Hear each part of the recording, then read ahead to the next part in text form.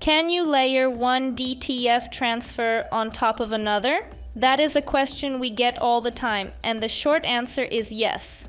Absolutely.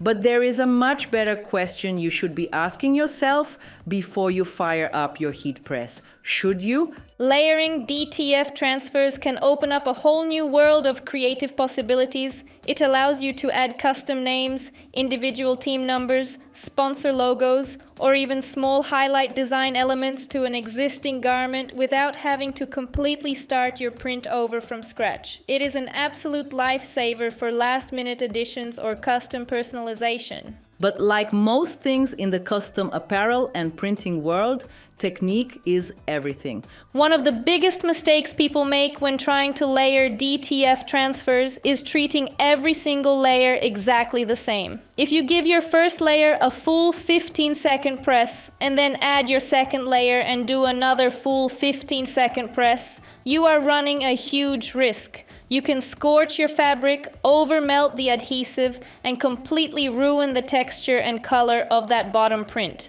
Instead, you need to adjust your timing. Your early layers should only receive a very short press, just enough time to get the adhesive to stick so you can safely peel the carrier sheet off.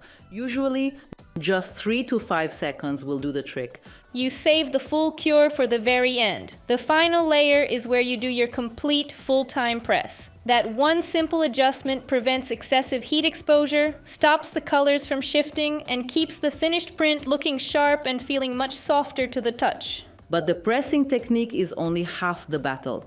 Planning your artwork beforehand makes a massive difference too. The more ink and adhesive powder you stack on top of each other, the heavier and thicker the design becomes. If you aren't careful, you can end up with a shirt that feels stiff and heavy. The key is to design smart. Try to knock out background layers where the top layer will sit. The less unnecessary overlap you create in your design software, the more flexible, breathable, and durable your finished print is going to be.